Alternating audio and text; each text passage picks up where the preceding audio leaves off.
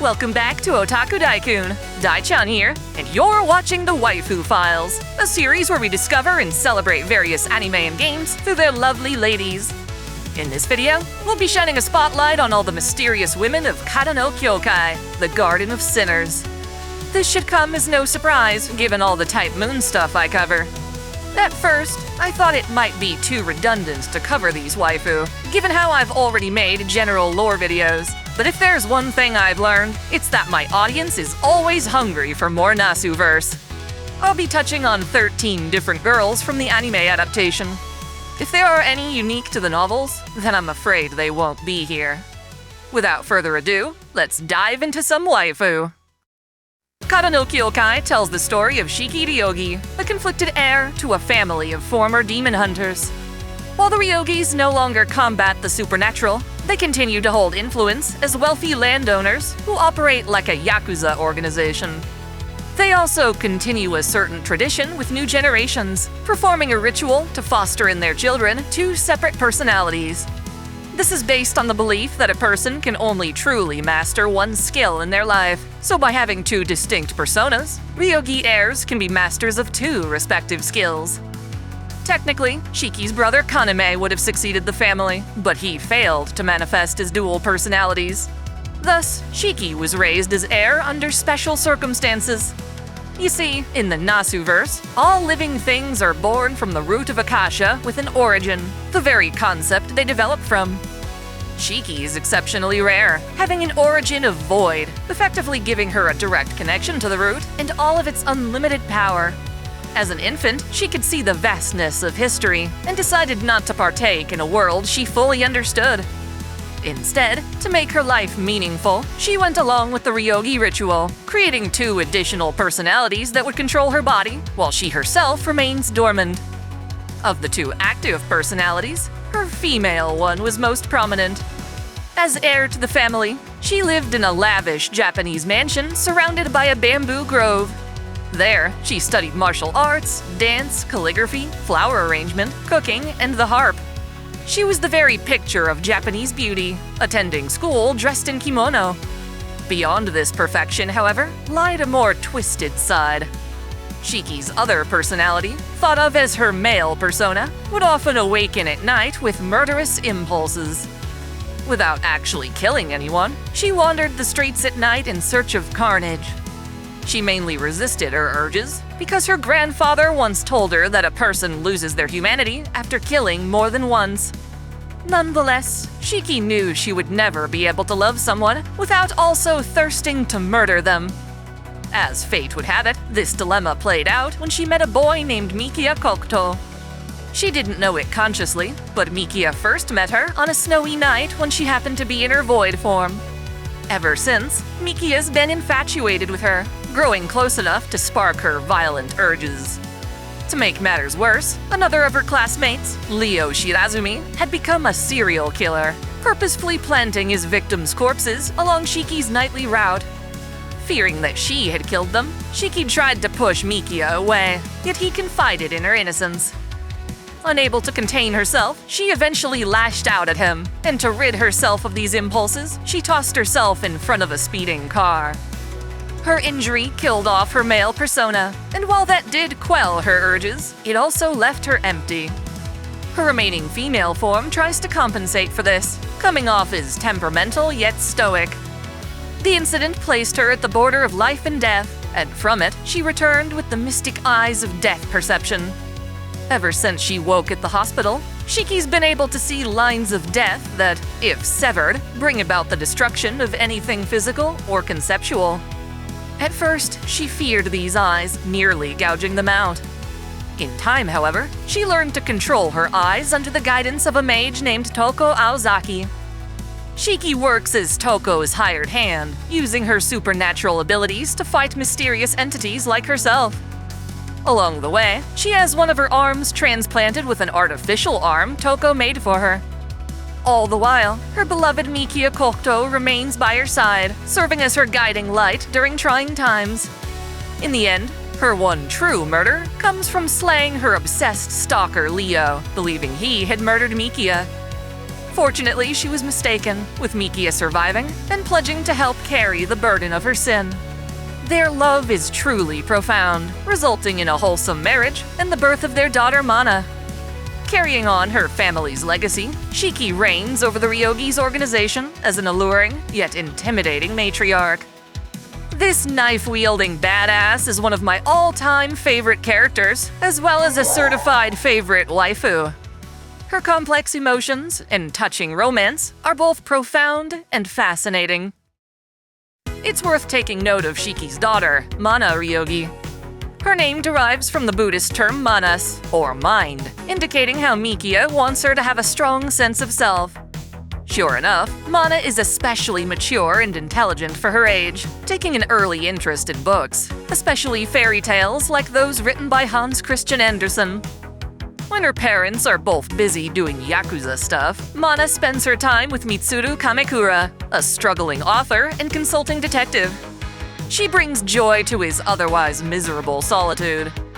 Mana's also a total daddy's girl who strives to compete with her mom for her father's affection. She's an awesome character in her own right, but in terms of appeal, she reminds me of what you'd get from combining Ilya and Rin from Fate Stay Night. One could certainly argue that Shiki wouldn't have found her happiness in life without the help of Touko Aozaki, an estranged yet esteemed mage. Strong magecraft derives from strong bloodlines, and the Aozakis are some of the very best. Not only are they a strong lineage, but they also have access to the third true magic, which Touko was eager to inherit. Thus, she studied diligently until the age of 16, only to learn that the family would instead be making her younger sister Aoko its successor. Despite being more talented, Touko was denied her inheritance, which included both the third magic and the Aozaki magic crest. Normally, this would put an end to her career, but in spite of that, Touko pressed on, carrying resentment for Aoko, and one day plotting revenge. Even without a crest, Touko honed her craft at the clock tower, where she studied alongside some rather nefarious figures. There, she mastered the art of rune magecraft, as well as the creation of puppet familiars. Given her circumstances, she reluctantly earned the nickname Scarred Red. She absolutely hates this title, as it implies her sister stole the title of Blue from her. Blue meaning Ao in Japanese, while also referring to the third magic, which is called Magic Blue. Thus, anyone who calls Touko Red will incur her wrath. This can entail being slaughtered 13 times over, or becoming dinner for a nightmarish abomination she conveniently carries around in a suitcase. Without a crest though, how is Touko so damn strong? In one sense, Touko compensates for her lack of crest by essentially stealing the crests from other mages she defeats in battle. Said mages are held captive while she borrows their power, and in turn, she grants them pleasant visions in a well-kept facility. Touko also utilizes rare mystic codes, phantasmal species, and even her own pair of mystic eyes that bind and enchant her enemies. Initially, she did all this to take revenge on her sister and reclaim what was denied to her. But after suffering a humiliating defeat, Touko has since relented on the matter. By the time she meets Shiki, she's settled down in the heart of Mifune City, operating out of a dilapidated workshop called Garan no Do. Touko's a master manipulator, wielding two opposing social demeanors interchangeably. So long as she's got her glasses on, she appears friendly and amicable. When the specs come off, though, she presents as cruel and intimidating. She takes advantage of both personas to get what she wants. For instance, she'll use her friendly charm on the police, keeping tabs on the city in case anything supernatural occurs. With Shiki as her muscle, she can resolve these issues and even profit from them. When I say profit, though, it's not always from a financial standpoint. In the event Touko does get any money, she blows it on random antiques that may or may not have any value to her magecraft. As a result, she's often unable to pay Mikia a living wage for his services. Makes you wonder how she can afford to create her automata. Normally, entire puppets or individual parts of them are obvious to identify. While Touko has no shortage of these more recognizable puppets, her best work is often indistinguishable from a real human body. To that end, she has an exact replica of herself, which she can use as a backup body the moment she dies. For all we know, said backup might actually be her real body, and we can't tell the difference. Either way, she's a beautiful woman who's either enhanced or tarnished by her foul attitude and penchant for smoking. Personally, I prefer her sister, but unfortunately Aoko doesn't appear in this anime. Some people are just easier to get along with.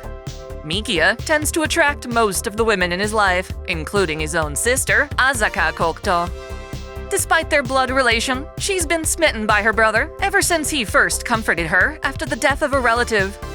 Thanks to this, she's not too happy when Mikia starts falling for Shiki, sparking a romantic rivalry that, honestly, is never really a competition. Still, in an attempt to assert dominance, Azaka started practicing magecraft, becoming Touko's apprentice. While she has no magic circuits, and by extension shouldn't be able to cast spells, Azaka compensates through her innate psychic abilities. Treating her ESP like magecraft, she can cause spontaneous combustion, and with the help of some salamander skin gloves, she's able to control her ignitions precisely. She's also physically strong and versed in martial arts, enough for Shiki to admit she couldn't stop Azaka from taking Mikia by force. Luckily, it's not that easy. The times she can even be with Mikia are few and far between, due to her attending the prestigious Reian Girls Academy. It's here that she gets involved with the nefarious plans of her English teacher, Satsuki Kurogiri, who happens to be a vindictive mage who manipulates his students. Using everything she's learned from Touko, Azaka fights back, protecting her peers and earning some quality time with her brother. Unlike in Tsukihime, though, this remains platonic. Either way, I enjoy seeing Azaka and Shiki's rivalry play out. I wonder if she ever attended Mikia's wedding. Many of Kado no Kyokai's waifu happen to be Azaka's classmates. Misaya Ouji is one of Reian's talented elite seniors. Normally, she carries herself with dignity and sincerely cares for her peers, serving as chairwoman of the student committee. However, she ultimately falls prey to Satsuki's manipulation, turning toward a path of blind vengeance. Her childhood friend, Kaori Tachibana, had stumbled onto her teacher, Hideo Hayama, doing drugs on campus. Kaori got roped into his corruption, forced to partake to the point of addiction. In a bout of severe withdrawal, she ran out during class and took her own life by torching herself in an abandoned school building. Misaya blamed not just the teacher, but also her fellow classmates for not aiding Kaori through this crisis. Satsuki took advantage of this, using hypnosis to make Misaya falsely believe she killed Hayama-sensei, and then provided his corpse to gain the power of fairies. With these imposter fairies, she tries to control her classmates into gathering at the old school building and lighting themselves on fire just like Kaori did. Fortunately, this never comes to pass, as Azaka and Shiki thwart Satsuki and return Misaya to her senses. It's sad how Misaya's friendship with Kaori was taken advantage of by someone who should have been there to guide her. Azaka's roommate at Reian Girls Academy is a spirited young girl named Shizune Seo. By all means, she should be your average girl, with a family that runs a humble wine cellar. However, like Azaka, Shizune also happens to be psychic. In her case, she has the ability to predict future events based on subconscious observations of her surroundings. With enough data on the world around her, she, unintentionally, winds up making extremely accurate predictions of what will happen down the road. This applies most to people dying, and even when things don't play out identically to her prediction, she's experienced enough of these tragedies to confide in her unfortunate premonitions. This often has her suffering someone's death twofold. For instance, she saw a vision of her childhood dog, Chris, passed away in the cold outside. She then had to confront this trauma again when Chris actually died the next morning. As such, her predictions cause her anxiety, worried she won't be able to change the grim futures she sees. Nonetheless, she still tries to subvert tragedy by warning people of their imminent demise. After conversing with Mikia, she's able to realize her predictions aren't set in stone. She's merely seeing what might happen if predictable conditions stay the same. Even so, he acknowledges that her predictions are a painful burden to bear, offering her comfort through his understanding. As thanks, she tries to warn him that, should he continue to be with Shiki, he may be faced with a grim death. Regardless, Mikia refuses to hear the details, as they won't deter him. Luckily, her predictions aren't all bad. Shizune was able to predict that she and Azaka would become best friends. She now has a new dog, Akira, demonstrating how life continues on, even in the wake of tragedy. That same bravery can be seen in Fujino Asagami, another student at Reian. Like the Ryogis, the Asagamis are another demon-hunting family that have since given up their old trade. Her lineage was special for facilitating telekinesis in its children. While this ability passed on to Fujino, her father Miyuki decided her powers no longer belong in the modern era. Thus, he suppressed Fujino's telekinesis, her mystic eyes of distortion, through heavy doses of medication. Sure enough, this did seal away Fujino's power, but it also left her unable to feel pain. She since developed a passive attitude toward her own well-being. After all, we often use pain to determine how severe something is. Still, when she was in junior high, she injured her leg during track and field. It wasn't a big deal to her, and yet Mikia was diligent in tending to her. She fell in love with his kindness and concern. Unfortunately, things started spiraling out of control when she began attending the all-girls Reian Academy. Students there normally have to live on campus, never going out into the city, but Fujino had special permission to leave for her medical appointments. This commute, infrequent as it was, quickly grew into a living nightmare, as a gang of thugs would routinely abduct her and have their way with her. Again, her inability to feel pain made this easier to tolerate, until her assailants got bored of her passive expression and struck her in the back with a baseball bat to see how she'd react. The direct impact forced her sense of pain to return, and during a different assault, she mistakes a stomach pain, which is actually her undiagnosed appendicitis, for being stabbed with a knife. Her pain returns alongside her telekinesis, and in self-defense, she twists her assailants into human pretzels, all but one of them who manages to escape. Even after the series' antagonist, Soren Araya, heals her spine, she continues to feel that pain in her stomach and becomes convinced the pain won't subside until she takes revenge on the remaining gangster. Fujino's violent bending spree draws in Shiki's attention, leading to a fight along Mifune's broad bridge. Despite the trauma from her appendix, she holds strong, destroying the entire bridge during their bout. At the very last second, though, her pain subsides, causing Shiki to spare her life. Using the mystic eyes of death perception, Shiki kills the appendicitis, allowing Fujino to survive the ordeal. Her aftermath is harsh, as she reverts to a childlike mental state for several months.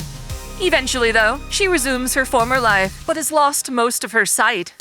Her telekinesis remains, though she no longer uses it out of anger or fear. Overall, Fujino is an inspirational figure, given how she continues living after such horrible things were done to her. Yet another demon-hunting heir is Kyrie Fujou. Her family specialized in the casting of curses and dealing with spirits, but before any of that could be of importance to her, Kyrie nearly died in a car accident alongside her parents and little brother. As the only survivor, she's been secluded to a hospital bed for 10 full years. During that time, she would watch as Mikia made frequent visits to see Shiki, growing envious of his devotion. Kyrie would continue to fester in her isolation, if not for Soren Araya awakening her family's power. Her longing for freedom, to take flight and escape her situation, manifests in her developing a second spiritual body that haunts the nearby area. Subconsciously, her desire resonates with troubled girls who pass by. They are effectively possessed, made to climb to the roof of the Fujou building owned by her family. From the top, they plunge 20 stories to their deaths. With each victim, Kyrie's ghostly apparition is joined by the lingering memories of the deceased. Things get personal when Mikia tries to investigate the victims, only to get himself possessed. Rather than have him take his own life, however, she instead leaves him in a comatose state. In order to free him and resolve the grim phenomenon, Shiki fights against Kyrie's ghost body atop the Fujou building. One by one, she carves through the accompanying ghost girls, before finally severing Kyrie from her second self. Feeling she has nothing left to live for, Kyrie sits herself in a wheelchair and carts all the way to where the fight took place. In one last, desperate attempt to fly, she instead strikes the pavement below as the incident's final victim. She's a horrifically tragic figure that deserved a better life, but was instead used as a pawn for Sora Araya to provoke Shiki's connection to the root. Life's hardships cause us to either persevere or crumble to ruin. Risu Miyazuki, also from the Rain Girls Academy, faces this particular crossroads following the death of her best friend, Yuko Ando. Risu was already struggling and tried to forge a pact with Yuko to end their lives, to be together eternally in the afterlife. Yuko, however, refused, claiming that the world is still beautiful, even though it's filled with pain. Ironic then that Yuko was the first to die. In her defense, she was one of Kyrie Fujou's victims, falling from the Fujou building through compulsion, not choice. Spurred through misery, Risu also considers meeting the same fate, but changes her mind after a confrontation with Fujino. While Risu is afraid to live on by herself, she's even more afraid of dying. Fujino makes this clear by threatening to use her telekinesis, but ultimately, it's an act of tough love meant to make Risu overcome her doubts. The two take the dawn of a new day as Yuko's gift to them. Life isn't fair, but even so, we strive to make the most of things, and Risu chooses to honor her friend's sentiment. The actions of evil people should never go unpunished. Sadly, our next waifu, Kaede Enjou, is another poor victim of Sora Araya's plot. She and her husband, Takayuki, tried to provide a stable life for their son Tomoe, but that fell apart when Takayuki killed someone while driving drunk. Hatred from their community forced Kaede and her family to move from one home to the next, until eventually settling into the Ogawa apartment complex. This building was secretly a mage's workshop, one meant to subliminally manipulate its tenants into fits of violence. This took her stressful family drama and escalated it beyond control. Takayuki grew lazy and abusive, forcing Kaede to work extra hard to make ends meet. Upon reaching a critical breaking point, she snapped, killing her husband in retaliation before mercifully stabbing her own son and finally cleaving her own neck. According to plan, Sora Araya used the opposite side of the Ogawa building to recreate this massacre in an endless loop with puppet bodies. No mage's ambition could ever justify this, so it's great to see Shiki finally tear the whole complex to pieces. It's quite possible that Kaede's life could have taken a healthier turn, if not for Araya provoking her. Who am I to predict the future, though? Let's leave that to our last waifu, a fortune teller who only goes by the nickname Mother of Mifune. She and her stall can be found lurking in the city's backstreets and alleys, offering to predict the future with a rumored 100% accuracy. Her clairvoyance seems to be more mysterious than Shizune Seo's. She's been able to see through time ever since she was a child. This includes visions of her own aging and death, which made it impossible for her to live a normal life. Thus, upon graduating high school, she set out to become a fortune teller, vanishing from the public eye to instead exist through fame and myth. Beyond merely predicting future events, she offers guidance on how to avoid tragedy. Throughout the entire anime, she appears twice. First, she speaks with Shiki's male persona, confirming that even though this Shiki can't avoid his inevitable death, his dreams will live on for the rest of Shiki. Her second appearance comes much later, getting the chance to meet Shiki's daughter, Mana. After so long, however, she's actually lost her predictive ability. Even so, Mana believes the city still needs the Mother of Mifune and her kind advice. Goes to show how, sometimes, hope can be found in the most desolate of places. On that bittersweet note, I've covered all 13 waifu featured in the Kata no Kyoukai anime series. Shiki obviously reigns supreme, but I can totally appreciate all the other great women she encounters along the way. If I go about covering more Type Moon works, I think I'll stick to anime adaptations. Otherwise, there's just not enough footage to show off. Be sure to check out my Waifu Files playlist for more episodes, and let me know in the comments what you want to see covered in a future video. Until next time, celebrate your fandom! I want to give a special shout out to all my $10 and up supporters. Video Gamer 75, Dante Pendragon, Stephen Elag, Otaku Mom, Mystic Samurai 1983, Freebrick, Alexis Yukio Gomez Yamato, Lunarworks, Link Pendrago, Olympian Doll, Observer Bellis, James Hewitt, Uncanny EXP, Crow Calum, Saul Soto, Tristan Riggin, Major, Winter's Edge, Sneer Cachette, Dionysus, Caitlin P, Sogai CH, Sith Lord 906, Vladimir Ovna, The Taz 96, Kengo X 77, and Alistair Bernadotte. Thank you all so much.